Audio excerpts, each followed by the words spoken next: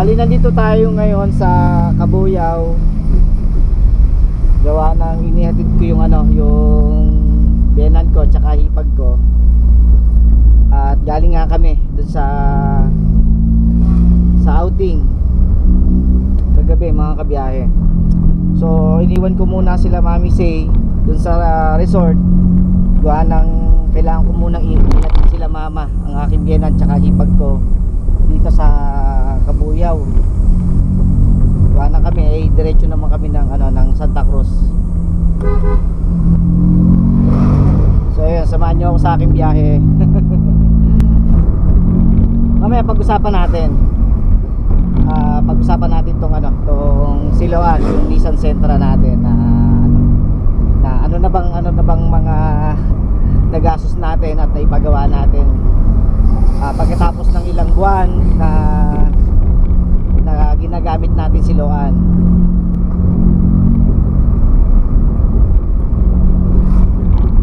So sa mga naipagawa, marami na tayong naipagawa. So tama ba? Sulit ba talaga na kumuha tayo ng second hand na sasakyan tulad ng mga 90s, mga ganyan, mga old school kung tawagin? Sulit ba na old school yung kuhanin natin o yung matatanda ng na sasakyan? Although tulad nga ng sabi ko sa inyo, nakuha ko nga lang siya ng mura.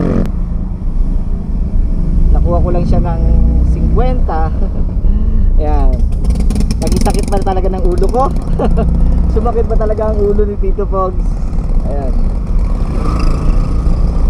So sa mga nagastos, medyo malaki na rin yung nagastos ko.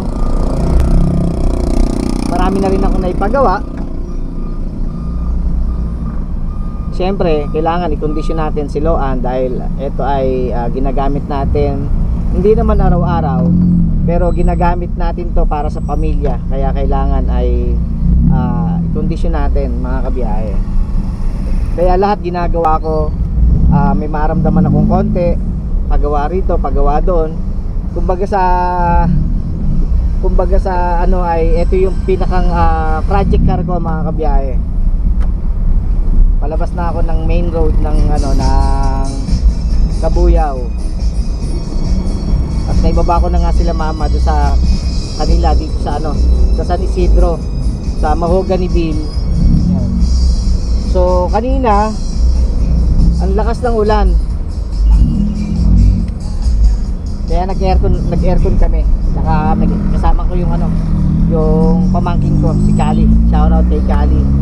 At tuwan-tuwa si Kali, gawa ng first time na nakapag-swimming nakapaligo sa swimming pool si Kali. Kaya tuwan-tuwa siya. Kagabi halos ayaw niyang umahon. Tapos kanina pagkagising gusto kagad maliligo. Ayun, kaya tuwan-tuwa si Kali. So ayun, balik tayo sa ating pinag-uusapan, mga kabiyahe. So ano na bang mga naipagawa ko rito? So tulad ng sinabi ko sa inyo nung nakaraan, di ba yung pintana niya sa right side sa likod ay hindi na ibababa kasi gawa ng putol yung kable yung power window niya. So naipagawa na natin siya at ngayon ay gumagana na. At syempre hindi naman pwedeng ipagawa natin na hindi tayo gagastos. Bali inabot siya ng 700 kasi may mga ibang part pa rin na pinaltan, mga kabiyahe. Hindi lang yung kable. Akala kasi namin ay yung kable lang yung papaltan. Yung pala may mga busing din pala yung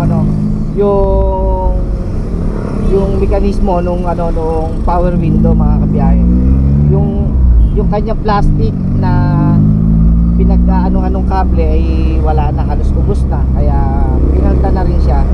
At yun nga, nasa 700. So 50 pesos lang naman yung yung naidagdag kasi ang talagang total ng paggawa nung kable lang ay 650. So yun, 650 yung nagastos natin sa bintana. So ano pa ba? Sa aircon wala pa rin akong naipagagawa sa aircon mga kabiyahe, at napakalamig pa rin ang aircon nito mga kabiyahe. Hindi pa rin nagbabago. Kung ano siya nung nakuha ko, ganun pa rin kalamig yung aircon niya hanggang ngayon. Tapos ano pa ba? Sa makina, change oil. Ayan, nagpa-change oil tayo. Nasa 1.5 kasama yung air filter, oil filter, langis, kasama labor, at sa Shell tayo nagpa-change oil mga kabiyahe.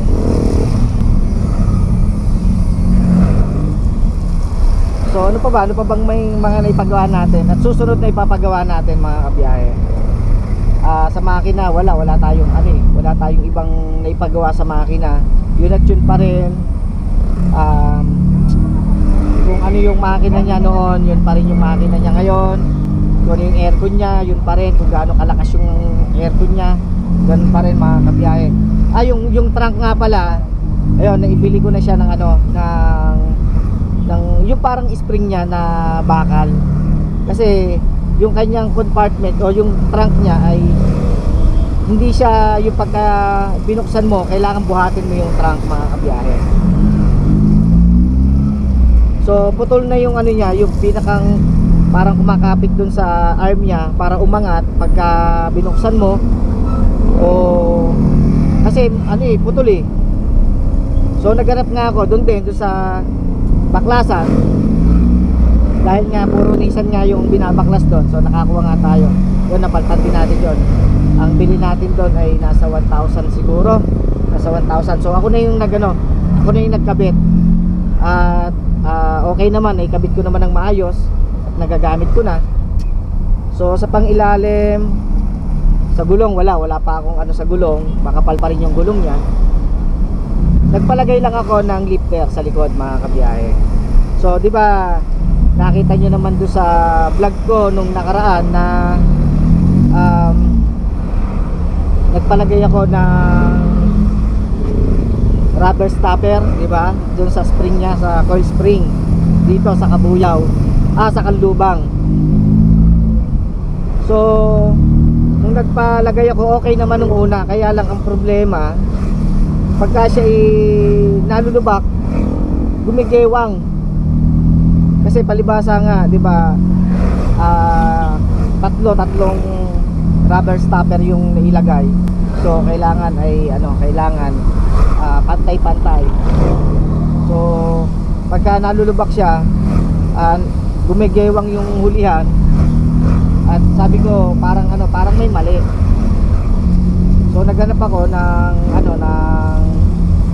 sa online at sa Jade under chassis sa Kalawan, Laguna. Nakita ko medyo malapit nga, hindi na kailangan kong pumunta rito sa Kanlubang, Parian para magpalagay nga ng lifter. Yun. So nagpalagay ako ng lifter, medyo umangat yung hulihan ko. Kasi kaya ako nagpalagay mga kabiyahe, gawa nga ng pagka ako may sakay, tulad mga anak ko, sakay ko, kumpleto kami. Yun, medyo bagsak yung hulihan niya kasi malambot na yung kanyang shock mga kabiyahe. So yun yung pinakang solusyon ko ngayon, pangsamantala lang naman yon, na lagyan ko muna siya ng lifter pangsamantala. Nag-iipon pa ako para pampalit nga ng mga shock, coil spring, mga ganun, kasi magpapalit din ako. So nagtanong na rin ako doon sa surplusan, at ang bigay nila sa akin ay 1.5 ang isang set ng shock mga kabiyahe, pang Nissan din yon. Doon din yon sa Jade under chassis doon. Bisitahin nyo yun kung kayo malapit dito sa Laguna or sa Santa Cruz. Doon lang yon, sa Kalawan, papuntang Bae kung kayo ay nasa San Pablo. So 1.5 niya binibigay sa akin. So yung dalawa ay 3,000. Kaya yung pinag-iipunan ko pa yon para mapalitan yung aking shock sa likod, yung dalawa nga. Siyempre pagka napalitan na yon, matatanggal na rin natin yung lifter. Yung lifter nga pala mga kabiyahe ay 350 ang isa. So 700 yung dalawa na lifter. Okay naman, pantay yung kanyang bagsak ng shock. Pagka ako'y nalulubak, okay lang, gumaganon lang siya, ano lang siya. Hindi tulad nung isa na rubber stopper na yung parang mga cube na isisingit sa shock. Pagka siya'y nalubak, di ba, pag bounce niya, gumaganon yung huli. Parang kumikembot yung huli. Kaya yun, sabi ko parang may mali nga. Hindi, nag-isip ako ng iba pang paraan para nga masolusyonan niya yun yung nararamdaman ko sa likuran ng aking sasakyan. So okay na ngayon. Yun na lang, pinag-iipunan na nga lang natin yung yung pinakang shock ng nitong siloan. Bali dalawang shock yon. Tapos yung unahan ko naman ay okay pa naman yung unahan ko. Kasi nung itinaas yung likuran, nakita nila yung isang shock sa kaliwa ay may tagas na. Kaya yon, kailangan na talagang palitan mga kabiyahe. So sa mga sa mga kabuuan nito mga kabiyahe, yun pa lang kaya sa tingin nyo mga kabiyahe, sulit ba yung pagkakabili ko o naging sakit ba ng ulo? Naging sakit ba ng ulo yung pagkakabili ko kay Loan doon sa mga nagastos ko? Alam naman natin, di ba, pagka medyo may edad na yung sasakyan na ginagamit natin, ay naglalabasan na nga yung mga sira. Tulad nito, ilang taon na to, di ba? 97 model pa to. Na ngayon, 2024 na, di ba, mga kabiyahe. So estimate 27 years, 26, mga ganun katanda na to. Halos matanda pa doon sa anak kong panganay kay Amboy. So sulit ba mga kabiyahe? Na may aircon, buo ang aircon, malakas ang aircon, walang bangga. Yung pintura common yun talagang syempre sa katandaan medyo painted na nga yung pintura, pero sa kabuuan niya latang lata pa rin mga kabiyahe. Wala siyang bangga, may mga gasgas, pero natural yung mga gasgas. May mga pinagawa, natural yun mga kabiyahe, dahil nga sa may katandaan na nga tong siloan. Pero syempre ginagawa naman natin yung lahat para may condition si Loan. Kaya nga nagpapasalamat ako kay Loan kasi hanggang ngayon hindi pa niya ako binibigyan ng sakit ng ulo or hindi pa niya ako itinitirik mga kabiyahe. Kahit isang beses. Nakailan pa balik-balik ako ng San Pedro, ng Binyan, dito sa Kabuyaw, Kalamba, hindi pa niya ako itinirik mga kabiyahe. So yung sa naman tayo sa gas consumption naman tayo, tipid naman siya mga kabiyahe kasi FIE. Naggagas ako ng 500, balikan na yon, naka-aircon ako, ganon. Tapos may matitira pa yon, siguro mga ilang araw ko pang magagamit. Although may natitira pa talaga sa tangke niya pag ako'y nagagas. Pero ang ko kasi, medyo ingat ako kasi yung kanyang fuel gauge ay hindi accurate. Yun, isa pa rin yun sa issue. Hindi siya accurate. Bali, hindi ko alam kung yung gauge or yung floater nitong gas tank. Pagka kasi ako yung naggas nung una, kasi naggas ako ng 1,000. So naka-empty yung niya, yung kanyang gauge. Hindi siya umangat mga kabiyahe. Hindi siya umangat. So sabi ko, paano kaya to? Mahirap kasi, di ba? Tulad nun, gas ang natin, ang kailangan natin para mapatakbo ang sasakyan. So edi yun, nagamit ko siya ng week, kulang-kulang 2 weeks nagamit ko doon lang sa Santa Cruz, paikot-ikot lang doon. Pagka kailangan may puntahan na yun, nagamit ko siya. So nagpagas ulit ako, biglang nag-ano naman siya, nag-full naman siya mga kabiyahe. Nung siya'y nag-full, sabi ko ba, dami ko pa palang gasolina, sabi kong ganon. Punta naman ako ng ng Kabuyaw. So kasama ko si Mami C. Kabuyaw tapos Kalamba. Yun nga, naghanap kami ng resort na yun nga na pagdadausan nga ng ng anak ko, ng gawa ng gumraduate nga. Yun ngayon, 'di ba? Nag-swimming nga kami. Yun yung hinanap namin, yung resort. So ayun, pagdating namin ng pila, na siya, namamalya. Sabi ko bakit ganon? Pag biglang namalya, yung pala mag-empty na, pero ang kanyang gauge ay naka-full pa yung kanyang gauge. Kaya sabi ko, hindi accurate yung gauge mga kabiyahe. Ngayon nga naggas ako ng ng 1,000 kahapon. Ang ko ay isang guhit lang yung yung 'di ba sa empty, tapos isang guhit, nandun pa lang siya. Hanggang ngayon nandun pa rin. Kinaon ko kahapon ng biyanan ko sa Kabuyaw. Tapos balik kami dito sa Kalamba, sa Pansol. Tapos inihatid ko ngayon. So kung ano yung kahapon, ganun pa rin yung gauge niya. Pero sa tipid mga kabiyahe, tipid. Tapos ano pa ba? Ayun, yung radiator niya ay nakarekta. Yun, nakarekta yung kanyang radiator. So naghahanap ako ng sa electrical or sa anuhan ng radiator, kung paano ibabalik sa original na maging automatic yung kanyang radiator. Kasi nga napapanood ko nga sa mga review or sa mga vlog sa Nissan sa YouTube ay medyo magkakaroon ng problema sa makina pagka nakarekta yung radiator pan pag nakarekta.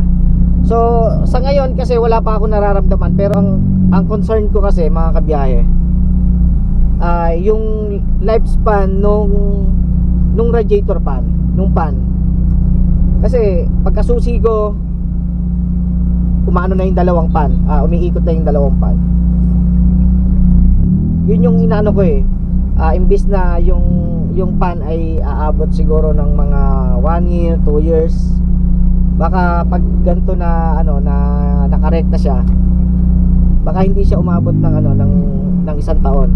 Kasi syempre takbo siya ng takbo, hindi siya nagpapahinga, di ba? Yung kanyang motor ay umiinit, nagagasgas, gawa nga ng tuloy-tuloy ang ikot. So comment nga kayo dito mga kabiyahe, kung ano ba dapat, kung okay lang ba na hayaan ko na nakarekta yung aking radiator pan, o kailangan kong ipabalik sa original na automatic yung aking radiator pan mga kabiyahe. Although sa makina ko wala naman akong ibang na kasi hindi umaangat naman yung halos halos bago magkalahati yung aking aking temperature gauge. Bago magkalahati, hindi siya kahit ako'y naka-aircon, kahit hindi ako naka-aircon, hindi siya umaangat. Yun lang yung ko na tapos araw-araw chine-check yung radiator ko, yung tubig ng radiator. Hindi naman siya nagbabawas mga kabiyahe. Tapos sa umaga, pagka magpapaintok sa umaga, may natulo pang tubig dun sa tambucho ko. Tapos may konting usok-usok, siguro mga 5 to 10 minutes na nagpapainit ako, ay unti-unti nawawala yung yung usok dun sa tambucho. So isa rin kasi yon sa alam ko yung isa rin kasi yon sa na para malaman mo na maganda yung makina mo. yung nagtutubig yung ano mo, yung tambucho. Hindi naman nagtutubig na may tumutulong tubig o may parang may gripo sa tambucho mo. Hindi, yung may pumapatak-patak lang. Tapos sa umaga ay yung parang nagmo-moist yung yung tambucho mo. Yun mga kabiyahe.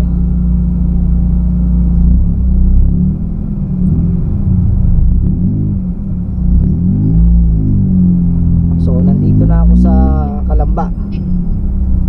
Sa Kalamba na ako mga kabiyahe. So yun lang yung yun lang yung mga naging experience ko dito sa sa Nissan Sentra ko kay Loan. At sana mabigyan nyo ako ng idea or mabigyan nyo ako ng pwede kong gawin pa para mapaayos ko pa o mapaganda ko pa si Loan. Yan. Kasi ang ko talaga ay Nissan Sentra talaga ang gusto ko, sapol. Basta sabi ko nga sa sarili ko, pag ako'y magkakaroon ulit ng sasakyan, Nissan Sentra. Kasi unang-una sa pa lang, sa aircon pa lang quality na. Sobrang lamig ng aircon ng Nissan Sentra.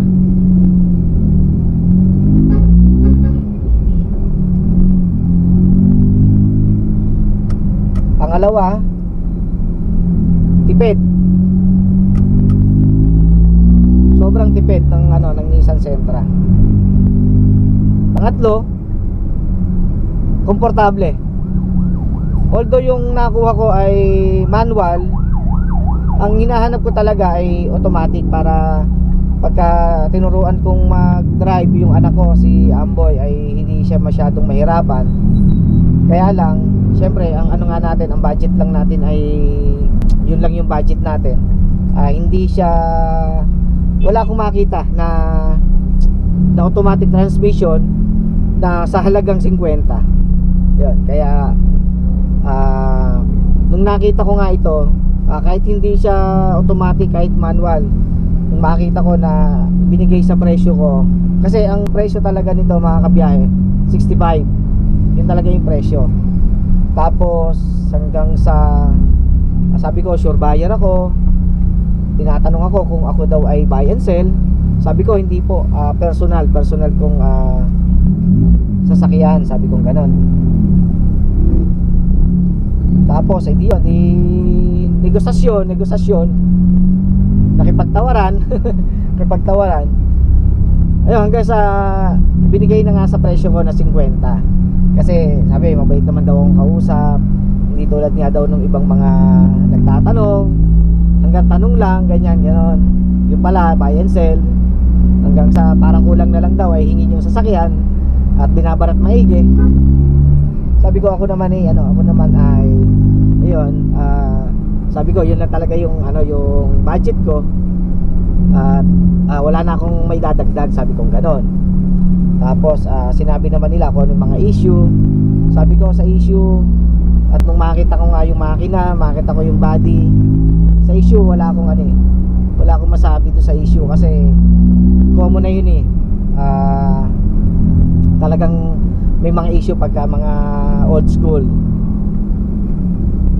Pero hindi naman tulad ng mga pagawaing makina, katukang makina, hindi ganon mga kabiyahe. Sa makina, sariwang-sariwa ang makina. Nakita nyo naman sa mga vlog ko nung mga nakaraan na tuyong-tuyo, maganda yung makina ko mga kabiyahe. Walang ka tagas-tagas. Yun lang yung nabanggit ko nga sa inyo na nakarekta nga yung aking radiator fan mga kabiyahe. So sana makahanap ako ng mapagpapagawaan na para maibalik sa automatic yung aking radiator, yung radiator fan, o kaya ay baka may sasuggest nyo sa akin na wag ko nang ipabalik, mas maganda sa makina. Bigyan nyo ako ng idea mga kabiyahe kung anong magandang gawin ko dito sa aking radiator fan. So nandito na ako sa crossing.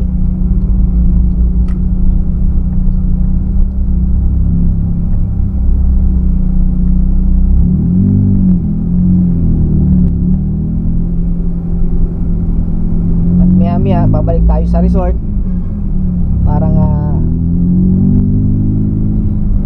balikan sila Mami C. At tatanungin ko kung sino pang sasabay sa akin pauwi, kasi meron nga kaming inarkilang jeep para, kasi hindi naman lahat ay kakasya rito. Kaya may kinuha kaming jeep na nabiyahe, biyaheng Santa Cruz. Yun yung sinakyan nila kahapon. Hindi namin siya inarkila mga kabiyahe. Ang ano namin ay kung magkano yung rate ng pamasahe, yun na lang yung ano, kasi ano naman biyaheng Kalamba naman yung ano, yung kinuhang jeep. So hindi na mahihirapan yung driver na maghanap ng pasahero para dire-diretso na rin yung biyahe. At yun, ang usapan nila ay babalikan sila ngayon. Alright, so malapit na tayo dun sa ano, dun sa resort.